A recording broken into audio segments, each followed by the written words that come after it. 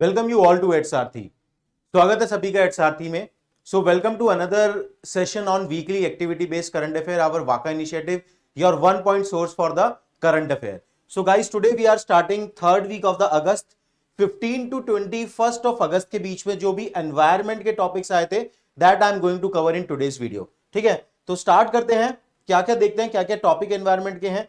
जो पहली बार ये वाका इनिशिएटिव देख रहे हैं उन्हें बता दूं what this initiative is all about. देखिए, जो अभी तक करंट अफेयर का अप्रोच डोमिनेंट मार्केट में आप फॉलो करते थे, या तो आप डेली न्यूज़पेपर पढ़ते थे या फिर मंथली मैगजीन पढ़ते थे। दोनों में ही कुछ कुछ चैलेंज थे। जो डेली न्यूज़पेपर है उसमें मेन प्रॉब्लम यह है कि too much information is there which is not relevant for the examination. Even कई बार ऐसा है कि टॉपिक इतना इवॉल्व भी नहीं हो पाता और उससे पहले आप उसको पढ़ रहे होते थे।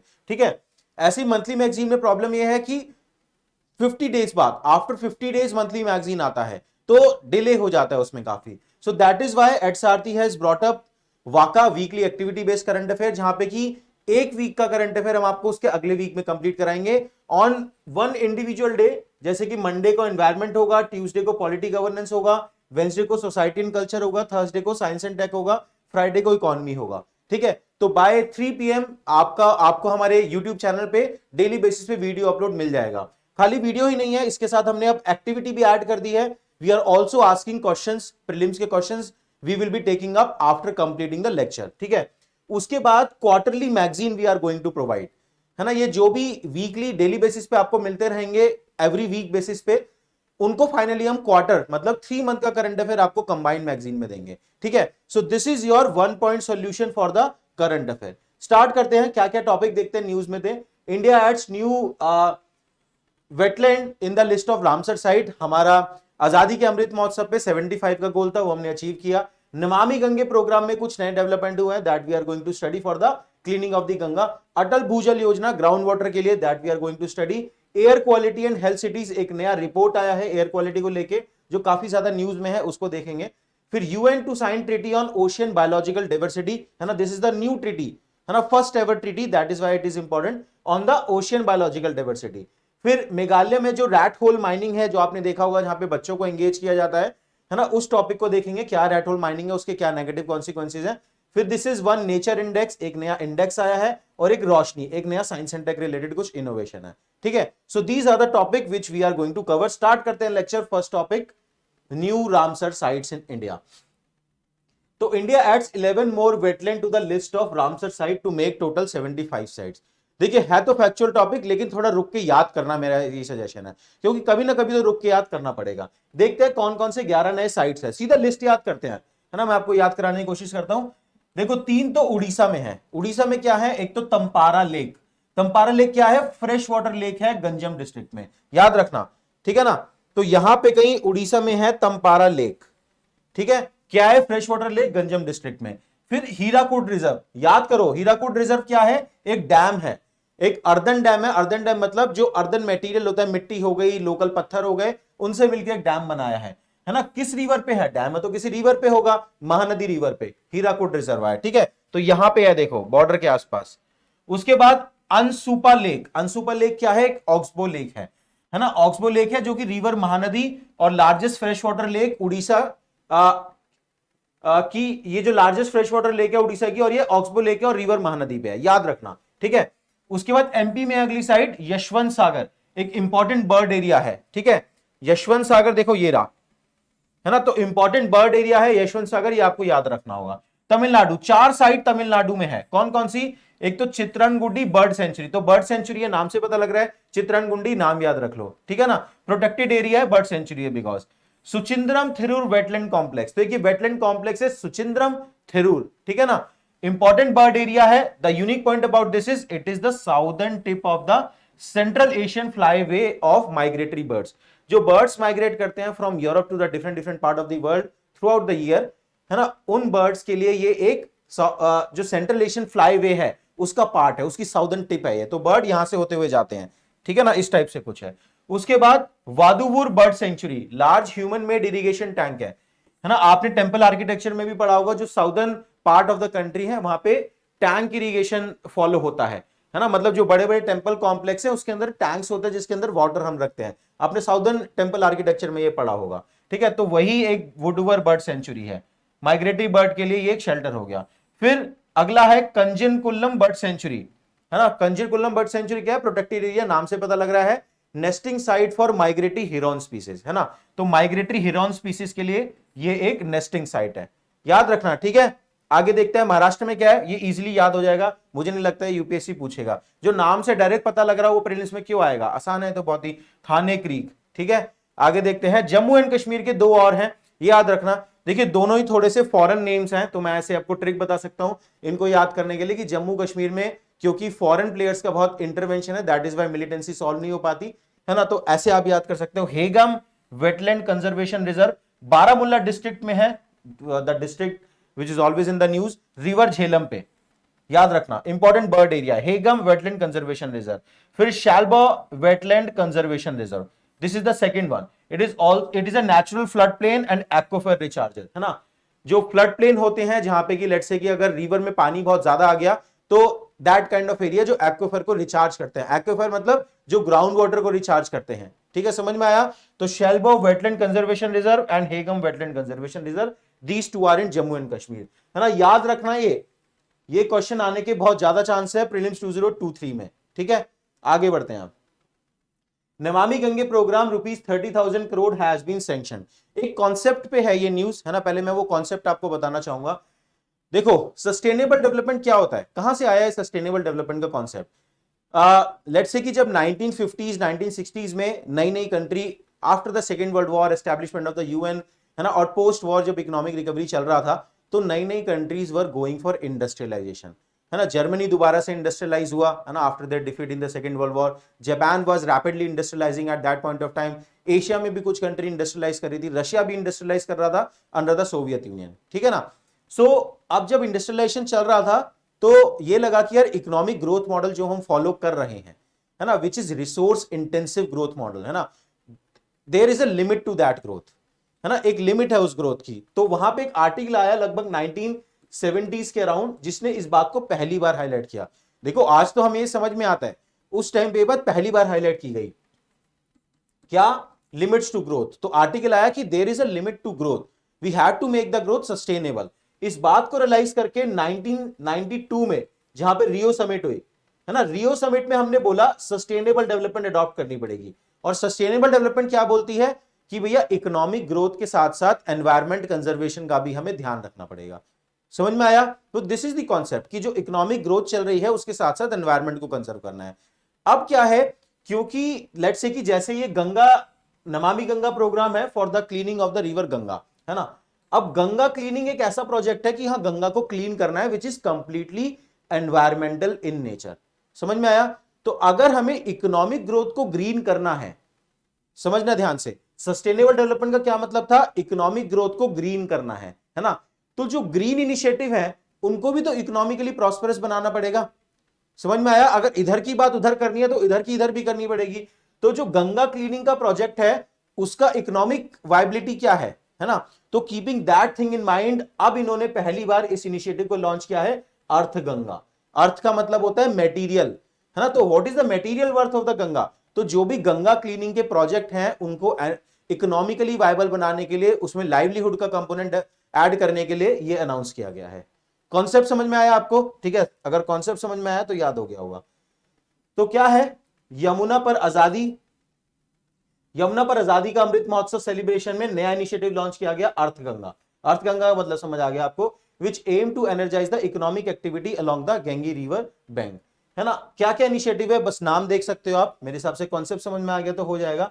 जलज initiative in association with wildlife institute of India के साथ मिलकर क्या किया है कि जो स्किल एनहांसमेंट एक्टिविटी है उसको गंगा कंजर्वेशन के साथ कोऑर्डिनेशन में लेके आएंगे। This is Jalaj initiative. Sahakar Bharati क्या बोलता है, sustainable and viable economic development करेंगे बाय पब्लिक पार्टिसिपेशन। एक आईएम अवतार टूरिज्म पोर्टल है, तो एक टूरिज्म पोर्टल बना दिया क्योंकि गंगा को क्लीन कर रहे हो तो वहां पे टूरिज्म आए जिससे इकोनॉमिक एक्टिविटी जनरेट हो और लोकल लोगों को एम्प्लॉयमेंट मिले, सिंपल सा फंडा है। फिर एक river champ course on the continuous learning and activity portal, C lab, है ना। तो रिवर चैंप कोर्सेज हैं, रिवर चैंप कोर्सेज हैं, एक ऐसा पोर्टल बनाया है जहां पे कि उससे रिलेटेड कोर्सेज होंगे कॉन्टिन्यूस लर्निंग के लिए for the different different childrens, ठीक है, समझ में आया। ये एक ऐसा पोर्टल है सी लैब।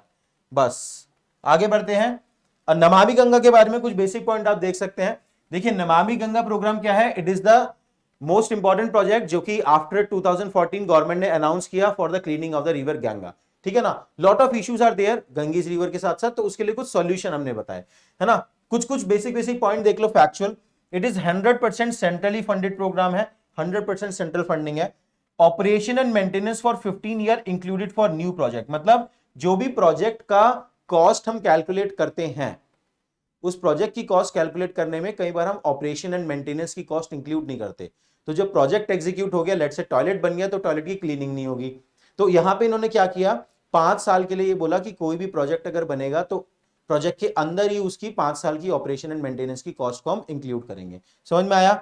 उसके बाद पीपीपी हाइब्रिड एन्युटी मॉडल, मतलब प्राइवेट सेक्टर का पार्टिसिपेशन होगा जो भी क्लीनिंग से रिलेटेड एक्टिविटी करेंगे उसमें। 5 ईयर डेडिकेटेड बजट एलोकेशन, तो बजट एलोकेशन है। नॉन लैप्सेबल फंड है, मतलब फंड लैप्स नहीं करेगा, अगर इस साल नहीं खर्च कर पाए तो अगले साल खर्च कर लेंगे, ठीक है। Comprehensive integrated programme which is Namami Ganga. ये समझ में आया। अब क्या क्या है, की पिलर्स क्या है इसके, देखो एक तो सीवेज ट्रीटमेंट इंफ्रास्ट्रक्चर, ये सबसे इंपॉर्टेंट पिलर है। देखो मेन रीजन क्या है गैंगीज के गंदे होने का, है ना, गंगा रिवर के गंदे होने का रीजन क्या है कि जो एफिल्यूएंट है, मतलब चाहे इंडस्ट्री से एफिल्यूएंट हो या रूरल एरिया का सीवेज वेस्ट हो या अर्बन एरिया का सीवेज वेस्ट हो, वो सीधा जाके डंप कर रहे हैं हम रिवर के अंदर। This is what is going on. जब हम अपने घर में पानी चलाते हैं तो हम थोड़ी सोचते हैं कि ये पानी कहां जा रहा है नाली के अंदर से, ठीक है। सो मेन प्रॉब्लम ये है कि जो गैंगीज रिवर के अलोंग सिटीज हैं, जो लेट्स से कि जो भी स्टेट्स हैं, उनका एफिल्यूएंट, पॉल्यूटेड एफिल्यूएंट डायरेक्टली डंप किया जा रहा है गंगा में।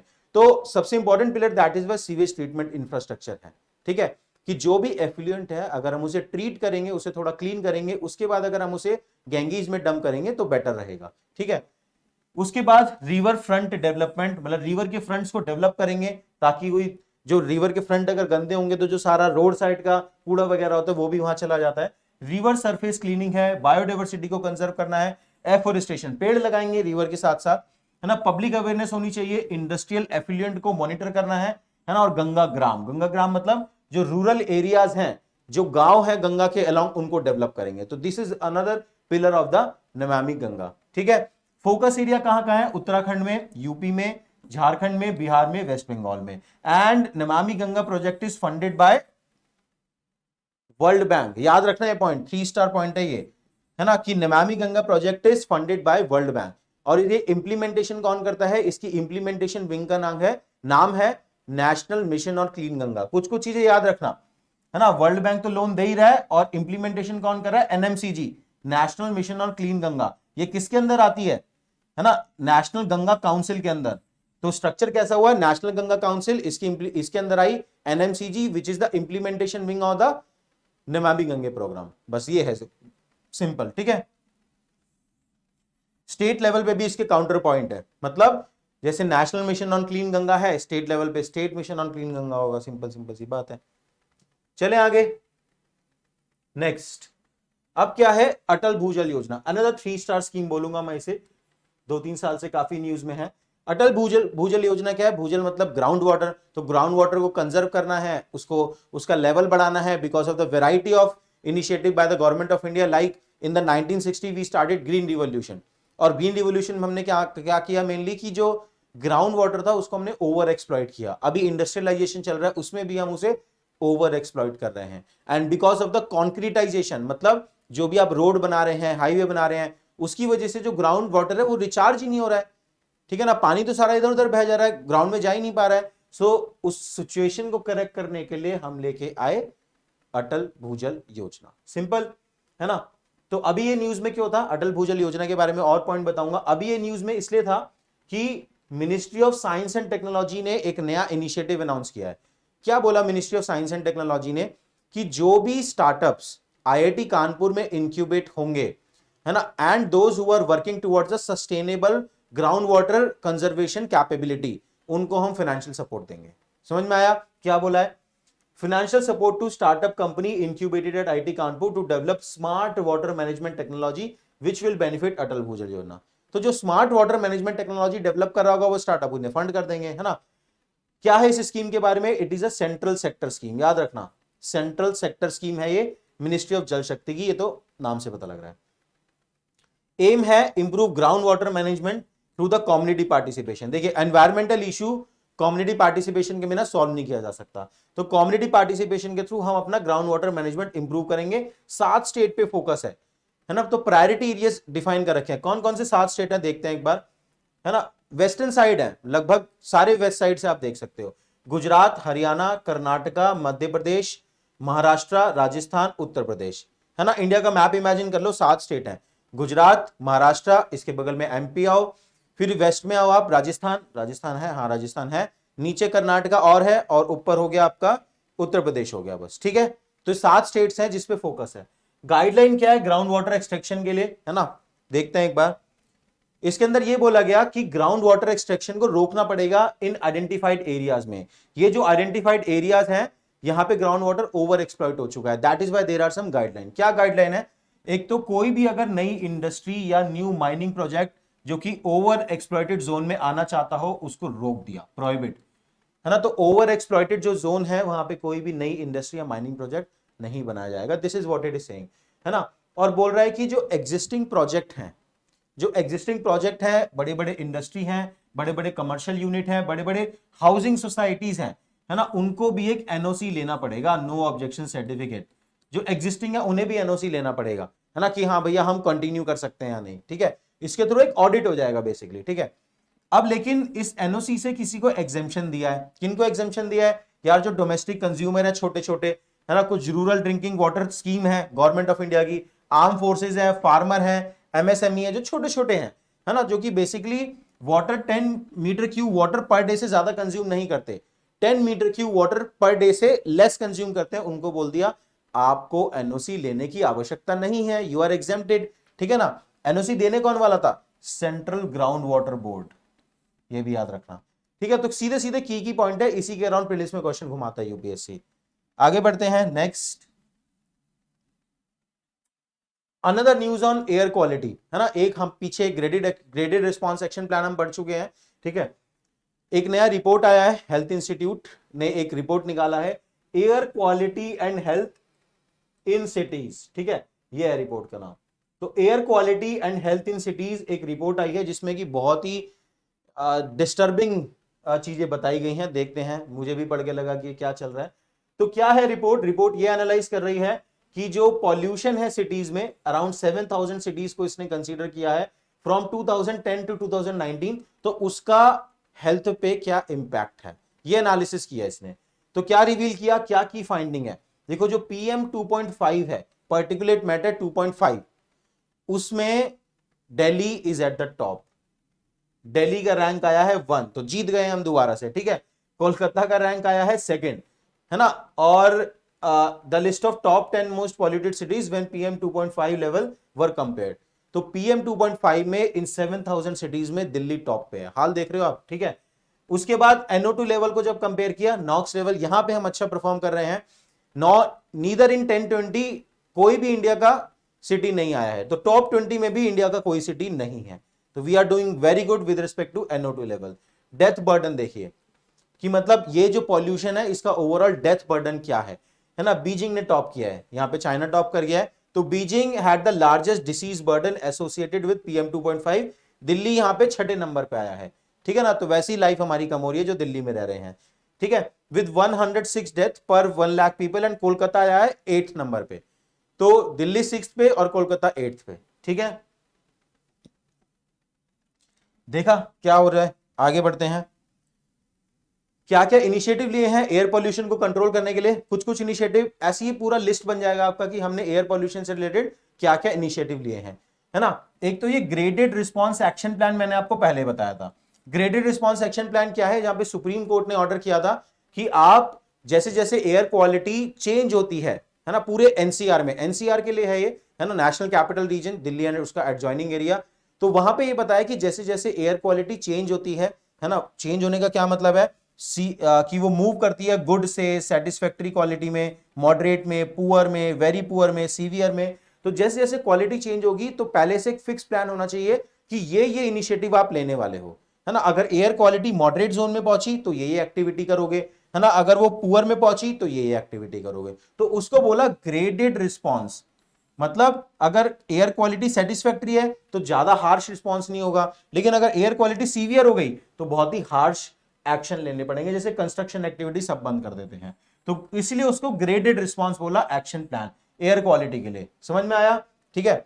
अब यहां पे एयर क्वालिटी एक इंडेक्स है, ये शायद आपको पता होगा। तो इस एयर क्वालिटी इंडेक्स में ओवरऑल की एयर की क्वालिटी क्या है, there are variety of parameter which are consider, तो एक प्रॉपर इंडेक्स होना चाहिए, है ना। तो उसके लिए एक एयर क्वालिटी इंडेक्स लेके है जो 8 पैरामीटर कंसीडर करता है। क्या क्या 8 पैरामीटर है उसको देखते हैं। 8 मेजर पॉल्यूटेंट उनको कंसीडर करता है। क्या क्या है एयर क्वालिटी इंडेक्स के पैरामीटर, देखो याद कर लो, मैंने कैसे याद किए हुए थे अपनी प्रिपरेशन में बताता हूं। PM 2.5, PM 10, इनको एक साथ याद करो, दो तो ये हो गए, ठीक है। उसके बाद सॉक्स एंड नॉक्स, मतलब SO2 एंड NO2, फिर दूसरी कैटेगरी हो गई। तीसरा क्या है O3 एंड NH3, 3 वाले, मतलब ओजोन एंड अमोनिया। उसके बाद CO and PB, carbon monoxide lead. तो ऐसे ऐसे करके कॉम्बिनेशन में याद करो, PM10, PM 2.5, SOx NOx, O3 NH3 and CO PB। Simple सा इस तरीके से याद करो। Then BS6 vehicle, this is the third initiative, है ना, भारत स्टेज 6 व्हीकल, है ना। जो भी आप व्हीकल ड्राइव करते हैं, 2 व्हीलर हो 4 व्हीलर हो, उसमें कुछ फ्यूल यूज हो रहा है, चाहे डीजल हो या फिर पेट्रोल हो, है ना, उसकी जो क्वालिटी है ना, या फिर लेट्स से कि उसकी जो क्वालिटी है और जो इंजन आपकी गाड़ी में लगा है या व्हीकल में लगा है, उसकी जो क्वालिटी है, उसका एमिशन रेट पे बहुत ज्यादा इंपैक्ट है। ठीक है। तो ये बोला गया कि अगर हम धीरे धीरे जो हमारी गाड़ियों के इंजन हैं, अगर वो हम इंप्रूव करते जाएंगे, उनकी क्वालिटी बढ़ाते जाएंगे, तो एमिशन रिड्यूस हो जाएगा। तो उसी के ये पैरामीटर है BS6, भारत स्टेज 6, मतलब 6 स्टेज है ये एक तरीके से, है ना।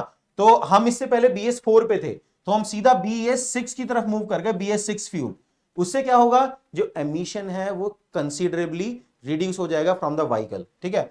For every 1 kilometre a car will emit 80% less PM and nearly 70% less nitrogen oxide. तो BS6 में मूव करने के बाद 80% पार्टिकुलेट मैटर रिड्यूस हो सकता है। क्यों दिल्ली में इतना PM ज्यादा है, PM 2.5 क्यों है इतना ज्यादा? कभी अभी सर्च करके देखना और कमेंट बॉक्स में बताना, नेक्स्ट लेक्चर में मैं बताऊंगा, ठीक है ना, कि PM 2.5 इंडिया दिल्ली में इतना ज्यादा क्यों है। शॉक हो जाओगे आप, है ना। रीजन आपको भी नहीं पता होगा मोस्ट प्रॉब्ली, अगर आपने नहीं पढ़ा है, ठीक है, कि दिल्ली में पर्टिकुलर मैटर इतना ज्यादा क्यों है। सर्च करके बताना, नेक्स्ट सेशन में बताऊंगा मैं आपको। ठीक है। आगे चलते हैं। UN to sign the treaty on ocean biological diversity. तो देखिए, अब ओशियन का जो बायोलॉजिकल डाइवर्सिटी है उसको किस तरीके से कंजर्व किया जाए, जैसे सस्टेनेबल डेवलपमेंट गोल्स हैं,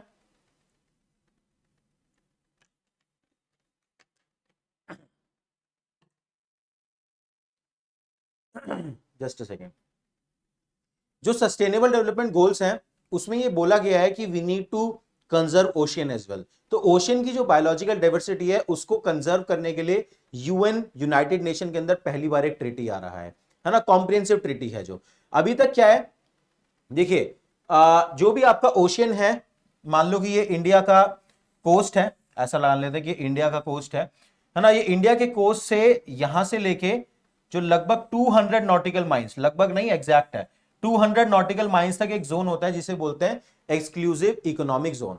किसी भी कंट्री के लिए ये 200 नॉटिकल माइल्स उसका एक्सक्लूसिव इकोनॉमिक जोन होगा, मतलब यहां पे कोई भी इकोनॉमिक एक्टिविटी कोई भी नेशन कर सकता है ना, जिसका कोस्ट है वही नेशन करेगा ऑफ कोर्स, है ना। तो this is exclusive economic zone. अब क्या है, इसके बियॉन्ड जो है वो कहलाता है हाई सी, है ना। 200 नॉटिकल माइल के बियॉन्ड कहलाता है हाई सी, मतलब किसी एक नेशन का, किसी पर्टिकुलर नेशन का कोई भी एक्सक्लूसिव राइट यहां पे नहीं है। इसको हाई सी भी बोलते हैं या फिर इंटरनेशनल वाटर्स भी बोलते हैं। ठीक है। तो अब जो इंटरनेशनल वाटर एंड हाई सी का जो रेगुलेशन है वो कैसे होगा, किसी एक नेशन का तो वो बिलोंग नहीं करता, तो वो किसको बिलोंग करता है, सब नेशंस को बिलोंग करता है। That is why treaty is required from the side of UN, united nation. It is like an international government ना, ठीक है। That is why UN to sign treaty on ocean biological diversity. Concept समझ में आया? तो UN organise the inter governmental conference, अभी conference level पे ही है, अभी ड्राफ्ट बन रहा है, to draft the first ever treaty on ocean biological diversity. क्या गोल है, मरीन डाइवर्सिटी को कंजर्व करना, कहां पे, इन हाई सीज, वो मैंने समझा दिया। ऑब्जेक्टिव क्या है न्यू ट्रीटी के, देखो वैरायटी ऑफ इश्यूज है यहां पे, कोई भी अगर एक ट्रीटी बनने जा रहा है तो उस इश्यू से रिलेटेड जो भी एजेंडा है, एजेंडा क्या है, ओशियन बायोलॉजिकल डाइवर्सिटी को कंजर्व करना, उस एजेंडा से रिलेटेड जो जो इश्यूज होंगे उनके बारे में सोचना पड़ेगा, डेलिब्रेट करना पड़ेगा, तो वहीं से ये निकल के आते हैं। ये सब चीजें याद नहीं करते आप ये सोचते हो कि हाँ ओशन बायोलॉजिकल डाइवर्सिटी अगर हाई सीज में है तो उससे रिलेटेड क्या क्या इश्यूज आएंगे, है ना। तो जेनेटिक रिसोर्सेज को कंजर्व करना है। क्वेश्चन है बेनिफिट शेयरिंग, मतलब अगर मान लो कि हाई सीज में कुछ भी बढ़िया डिस्कवरी होती है तो बेनिफिट शेयरिंग कैसे होगा among the nation, that has to be discussed upon. ठीक है, तो major such as area based management tool, है ना। एनवायरमेंट इंपैक्ट असेसमेंट करना पड़ेगा। ट्रांसफर ऑफ मरीन टेक्नोलॉजी, मतलब कोई टेक्नोलॉजी अगर वहां पे लेट से किसी प्राइवेट कंपनी को कॉन्ट्रैक्ट दे दिया और वो उस हाई सी में उसने कोई टेक्नोलॉजी इनोवेट की, तो उस टेक्नोलॉजी को ट्रांसफर किस नेशन को हम करेंगे, ये कॉन्फ्लिक्ट रहेगा, वरना नेशन आपस में लड़ते रहेंगे। तो ये सब इशू सॉल्व करने पड़ेंगे। The agreement will be deciding on the right of companies that undertake exploration for biological resources. जो भी कंपनी उन बायोलॉजिकल रिसोर्सेज को एक्सप्लॉइट करेगी उस कंपनीज के क्या राइट होंगे, वरना तो कोई कंपनी करना ही नहीं चाहेगी, पहले से उसके राइट डिफाइन करना पड़ेंगे। जब तक कोई कंपनी नहीं करना चाहेगी तब तक काम बढ़ेगा नहीं, तो प्राइवेट सेक्टर ही आगे बढ़ेगा, उसी का रिस्क एपेटाइट है। ठीक है, तो हाई सीज है, हाई सीज का मतलब क्या, ये मैंने आपको बता दिया है ना। तो यहां तक 200 नॉटिकल माइल्स तक ईजेड होता है किसी भी कंट्री का, इसके आगे के पार्ट को हाई सीज बोलते हैं, इंटरनेशनल वाटर बोलते हैं। आगे बढ़े, अभी तक जो हाई सीज है उसको कैसे हम रेगुलेट करते हैं, ये भी एक ट्रिटी है, कंप्लीट नहीं है बट लेकिन ये है कि हाई सीज को रेगुलेशन के लिए this is the present treaty UNCLOS United Nation convention on the law of the sea. तो ये सारी चीजें बताते हैं कि किस तरीके से सी बेड माइनिंग होगी, किस तरीके से एक्सक्लूसिव इकोनॉमिक जोन गाइड होगा, किस तरीके से टेरिटोरियल वाटर गाइड होगा, बस नाम आप देख लो, है ना। तो UNCLOS United Nation convention on law of the sea की सी में क्या लॉ हम फॉलो करने वाले हैं। ठीक है, सी बेड माइनिंग को भी ये इंक्लूड करते हैं, कोई केबल ले करनी है एटसेट्रा एटसेट्रा। ठीक है, आगे बढ़े। Next interesting issue, disturbing issue as well, mishap at Meghalaya coal mine raises concern over illegal rat hole mining. पहले मैं आपको यह बताता हूं रैट होल माइनिंग क्या होती है, देखो, और क्यों करते हैं रैट होल माइनिंग, ये भी समझना बहुत जरूरी है। देखो, हमें अगर कोल माइन से कोल निकालना है ना, तो दो तरीके की माइनिंग समझो, एक तो ओपन कास्ट माइनिंग होती है, ओपन कास्ट, और दूसरी है रैट होल माइनिंग, है ना। और भी टाइप होते हैं, अभी ये दो मेजर आप समझो। लेट्स से कि आप जब माइनिंग करने जा रहे हो तो कोल क्या है, कोल एक तरीके का रॉक है, एक तरीके का रॉक ही तो है ना कोल, वहां से हम उसे माइन कर रहे हैं। ठीक है, तो लेट्स से कि झारखंड में हम कोल माइनिंग कर रहे हैं, झारखंड में जो कोल माइंस हैं उसमें जो कोल की सीम्स हैं, सीम्स का मतलब जो पत्थर है कोल का, ये समझ लो, वो बहुत थिक है, वो बहुत थिक है, और एक लार्ज क्वांटम में हम वहां से कोल निकाल सकते हैं। ठीक है, ऐसा तो नहीं होगा कि आप कहीं पे रोड पे चल रहे हो और वहां पे ऊपर आपको कोल दिख जाएगा, क्वालिटी कोल की मैं बात कर रहा हूं। होता क्या है कि लेट्स से कि ये फॉरेस्ट लैंड है ना, लेट्स से कि ये कोई लैंड है, यहाँ पे फॉरेस्ट होगा, बहुत ह्यूज थिक फॉरेस्ट होगा, कहीं पे नीचे जाके कोल की सीम्स होंगे, है ना। इसको 3D में बना ले, क्या समझ में आएगा आपको, 3D में बनाते हैं, रुको, है ना। लेट्स से कि ये फॉरेस्ट है, ठीक है, यहां पे कहीं पे कोई कोल की सीम है ना। अब ये जो कोल सीम है यहां से हमें कोल निकालना है ना। अगर ये कोल सीम बहुत थिक है, मतलब आपको पता है कि यहां पे बहुत सारा कोल है, तो आप क्या करोगे, ओपन कास्ट माइनिंग, मतलब इस सारे एरिया पे कास्ट क्रिएट कर दोगे, इसको खोदोगे पूरा, है ना, और उसके बाद जब यहां तक पहुंच जाओगे खोदते खोदते तो इस कोल को निकाल लोगे, सिंपल सा, इसको बोलते हैं open cast mining. But let's say कि आपको ये लगता है कि नीचे जो कोल है ना वो बहुत थिक है, सॉरी थिन है, कम है बहुत ही, है ना। तो आप क्या करोगे, तो आपको ये लगेगा कि यार ये इतना सारा इसको खोदना और इतना सारा पैसा इन्वेस्ट करना, is it viable, is it commercially viable, कि इतना सारा हम कास्ट क्रिएट करें, उसे भी हम उसके सारे मटेरियल को निकाले, उसमें भी एक्सपेंडिचर होगा और कोल निकले क्या पता इतना सा, तो कमर्शियल वायबिलिटी नहीं रहेगी। तो होता क्या है कि जब भी जो कोल सीम्स हैं वो थिन होती हैं, है ना, मतलब कम होती हैं, तो वहां पे हम करते हैं रैट होल माइनिंग, क्योंकि इसमें खर्चा है कम, इसमें पूरी कास्ट क्रिएट नहीं करनी पड़ती, पूरा सिस्टम क्रिएट नहीं करना पड़ता। बट ये सब नहीं क्रिएट करते, इसीलिए इसके बहुत सारे एनवायरमेंटल एंड सोशल इंपैक्ट है which are negative in nature. किस तरीके से होती है देखो, समझ के देखते हैं। लेट्स से कि ये है एक हिल, ऐसे कौन समझ लेते हैं, ये है एक हिल, ठीक है, ये ग्राउंड लेवल है ना, ये आपका हिल। लेट्स से कि यहां पे कोई कोल का सीम है इस तरीके का, ऐसे कर लेते हैं, दिस इज कोल सीम, है ना। तो अब रैट होल माइनिंग क्या होती है, मान लेते हैं ये थिन है बहुत ही, है ना। तो रैट होल माइनिंग क्या होगी कि इस जो हिल है इसके पैरेलल ही ना हम कुछ होल्स डिग करेंगे, देखो ऐसे होल्स डिग करेंगे हॉरिजॉन्टली, और कुछ बच्चों को इन होल्स में हम भेज देंगे, कहेंगे कि इसके अंदर जाओ तुम और यहां से कोल को ब्रेक करके वापस लाओ। इसको बोलते हैं रैट होल माइनिंग। समझ में आया आपको? तो this is very very dangerous. क्यों? क्योंकि आप एक होल डिग कर रहे हो, है ना, कोई गैस निकल रही है वहां पे, मान लो वहां पे से कहीं से, लेट्स से कि अगर ये ग्राउंड लेवल यहां पे है, ऐसा भी तो हो सकता है ग्राउंड लेवल यहां पे हो, तो वहां पे खोदने की वजह से वहां पे हो सकता है वाटर की फ्लडिंग हो जाए, है ना, कोई भी प्रोटेक्शन सिस्टम नहीं होता यहां पे। So that is the issue. So that is why ये जो रैट होल माइनिंग है ये बैन किया था एनजीटी ने 2014 में। मेजरली ये रैट होल माइनिंग होता है मेघालय में, है ना, मेघालय में कोल सीम्स आर थिन, है ना, तो एनजीटी ने बैन किया 2014 में। लेकिन सुप्रीम कोर्ट ने 2019 में इस बैन को हटा दिया। ये बोला कि एनजीटी को कोई राइट नहीं है इसे बैन करने का। क्यों? क्योंकि coal mining in India is guided by mines and mineral development and regulation act and mines concession rule 1960 which do not come under the purview of NGT. NGT को बोल रहे हो तुम्हारे परव्यू के अंदर आती नहीं है ये, तो तुम क्यों अपना जुडिशियल एडवेंचरिज्म की तरफ जा रहे हो? तो सुप्रीम कोर्ट ने मना कर दिया। समझ में आया? इन्होंने बैन लगाया, सुप्रीम कोर्ट ने कहा कि तुम्हारी जुरिस्डिक्शन नहीं है। तो अब क्या है टाइप ऑफ रैट होल? देखिए दो टाइप ऑफ रैट होल हो सकते हैं, ये भी आप समझ सकते हो। देखो एक रैट होल में क्या है कि लेट्स से कि अगर ये ग्राउंड, ऐसा कर लेते हैं, क्लीन कर लेते हैं फिर समझाता हूं। मान लो यही है, ये हिल है, दो टाइप ऑफ रैट होल हो सकते हैं। ये हिल है, अगर लेट्स से कि ये ग्राउंड के ऊपर है ना, मतलब कोल सीम जो है वो ग्राउंड के ऊपर है, मान लेते हैं this is the ground level. अगर ये ग्राउंड के ऊपर है तो होल्स डायरेक्टली डक करेंगे, सिंपल सी बात है, क्योंकि this is the open space ना, तो यहां पे होल डिग करो आप और सीधा सीधा आप जाके माइन से कोल एक्सट्रैक्ट कर लो। बट लेट्स से कि अगर आपका ग्राउंड लेवल यहां है तो आप क्या करोगे? पहले वर्टिकल शाफ्ट क्रिएट करोगे, क्योंकि ग्राउंड के भी तो नीचे जाना है ना, फिर उसके बाद आप होल डिग करोगे, सिंपल सा फंडा है। तो वर्टिकल शाफ्ट होनी पड़ेगी अगर ग्राउंड लेवल के नीचे है वो। ठीक है, समझ में आया? आई होप ये इशू पूरा समझ में आ गया आपको, है ना। तो क्या अब इंपैक्ट क्या है रैट होल माइनिंग का, मैंने आपको बताया, है ना। एक तो माइनिंग एरियाज जो है वो वहां पे जो ग्राउंड वाटर है वो पॉल्यूट हो जाता है इनकी वजह से, इरिगेशन नहीं कर सकते हम वहां पे, प्लांट और एनिमल पे भी इंपैक्ट होता है। चाइल्ड ट्रैफिकिंग, क्योंकि मोस्टली बच्चे एंगेज है यहाँ पे, देखो वेरी वेरी डिस्टर्बिंग। तो बच्चे एंगेज होते हैं तो चाइल्ड ट्रैफिकिंग यहाँ पे काफी कॉमन हो जाता है ना। उसके बाद फ्लडिंग हो सकती है, ये जो छोटे छोटे माइंस हैं इनके अंदर फ्लडिंग हो सकती है।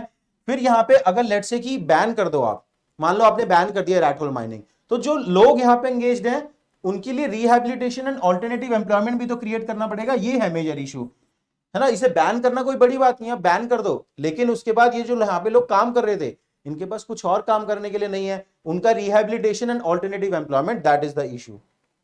समझ में आया? ठीक है, क्या करना चाहिए इसके सॉल्यूशन के लिए, क्या लगता है आपको? लेट्स से कि आप ही से पूछता हूं मैं, केस स्टडी समझ लो मेरी साइड से, कि लेट्स से कि आप इस सिचुएशन में, आप एक आईएएस ऑफिसर है, तो आप क्या करेंगे? कमेंट बॉक्स में बताना मुझे, ठीक है ना। कि रैट होल माइनिंग बाइंड करेंगे तो इनका लेट्स से कि इनका जो बेसिक नीड्स है लाइफ की, है ना, खाना पीना हो गया, वो सब भी खत्म हो जाएगा। तो how you are going to address such kind of situation in your career, अगर बन जाते हैं तो। ठीक है, आगे बढ़ते हैं।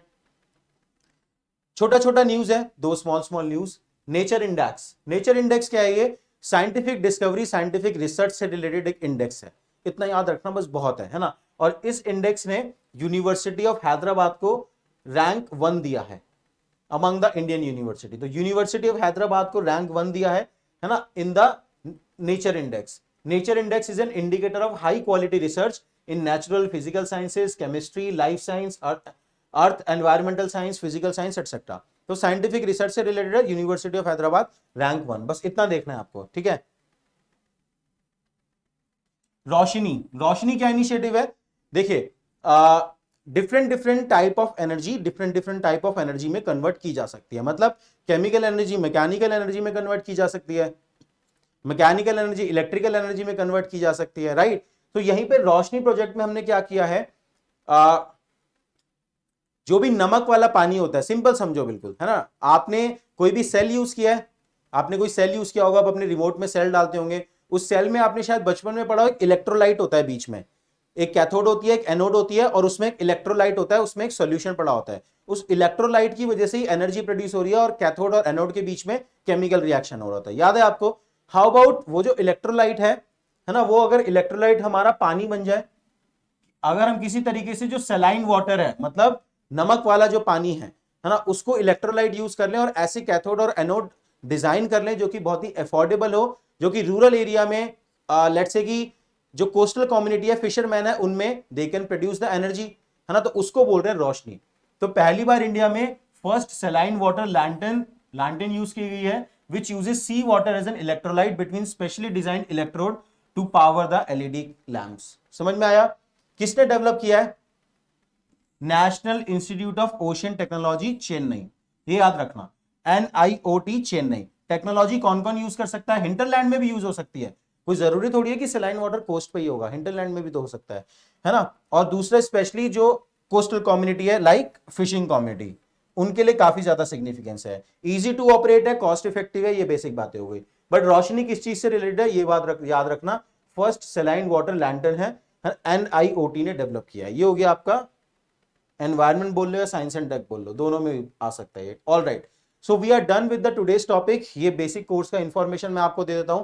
What are the running courses at Sarathi? Live CSAT foundation course which we are starting. Ayush sir will be taking the class, 15 सितंबर को कोर्स स्टार्ट हो रहा है। लाइव सेशंस होंगे, लाइव क्लास होंगी 4 PM to 5 PM Monday to Friday, ठीक है ना। Early bird offer still it is going on, CSAT 10 code you can utilise, है ना। सिमिलरली आत्मनिर्भर कोर्स हम स्टार्ट कर रहे हैं बैच 3 आज शाम 5 बजे, ठीक है। इसके फीचर आपको ऑलरेडी पता है। हाँ, ये देख सकते हो, ये हमने अभी लॉन्च किया है, ऑन डिमांड कोर्स है MMP। This is the last mains mentorship course before the 2023 prelims from the side of at Sarathi. We are not launching any other mains course after this, है ना। If you want to join you can join MMP and MMP प्लस। These are the course, cost and coupon code भी आप use कर सकते हैं, नीचे description box में लिंक है। कूपन कोड भी देखो यहीं लिखे हुए हैं, MMP कोड है MMP 10, MMP प्लस का है लॉस 10, ठीक है। इसको हम 25 सितंबर को स्टार्ट कर रहे हैं। ऑल राइट, अब देखते हैं कुछ क्वेश्चंस। ये स्कैन कर सकते हो जब आपके पास PDF आ जाएगा, ठीक है ना, ऐप डाउनलोड करने के लिए। अब देखते हैं कुछ questions. Consider the following statement. आज जो हमने टॉपिक करे हैं उनसे रिलेटेड ये क्वेश्चंस हैं। What you need to do is कि पॉज कीजिए वीडियो को, ठीक है ना, क्वेश्चन देखिए और उसके बाद नीचे कमेंट बॉक्स में आंसर कीजिए। That you need to do, ठीक है ना। जैसे ही स्क्रीन पे आए क्वेश्चन, आज ही के जो टॉपिक पढ़े हैं उन्हीं से रिलेटेड है ना। पॉज कीजिए, पढ़िए, नीचे कमेंट बॉक्स में आंसर कीजिए और फिर सुन लीजिए, ठीक है। तो Ansupa lake is an oxbow lake and the largest fresh water lake of Orissa. Yes. Hygam wetland conservation reserve is located in Himachal Pradesh. No. Hygam कहां था? याद रखिए, मैंने आपको क्या बोला था, जम्मू एंड कश्मीर, है ना। Foreign name Suchindram Theroor wetland complex कहां है? आंध्र प्रदेश। ये भी रॉन्ग हो गया। कहां है Suchindram Theroor wetland?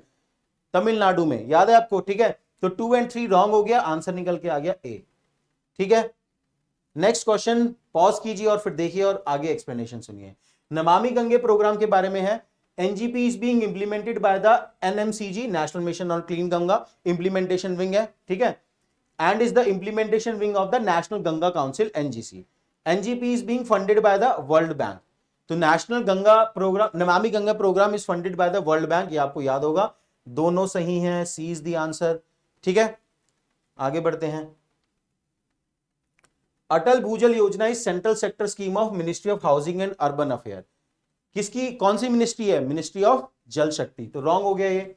Domestic consumer who withdraw up to 10 metre cube water per day are exempted from the requirement of a no objection certificate from the central ground water board, है ना। तो मैंने बोला था कि NOC किनको नहीं देना है? जो कम वाटर कंज्यूम कर रहे हैं, जो डोमेस्टिक कंज्यूमर हैं, जो MSME वाले हैं, who are consuming lesser than 10 metre cube water per day, है ना, तो उनको नहीं करना है, ठीक है। तो 2 is right, answer is B. आगे बढ़ते हैं।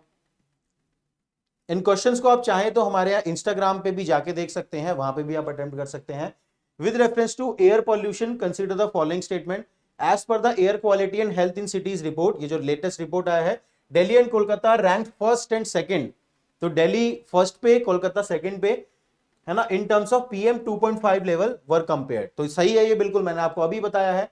System of air quality and weather forecasting and research, SAFAR, एक ये ऐप है एयर क्वालिटी मॉनिटरिंग के लिए। कौन लेके आया था ये? है ना, ministry of earth science. Yes, है ना, बिल्कुल सही है ये। तो आंसर इज सी, ठीक है, डन। आगे बढ़ते हैं।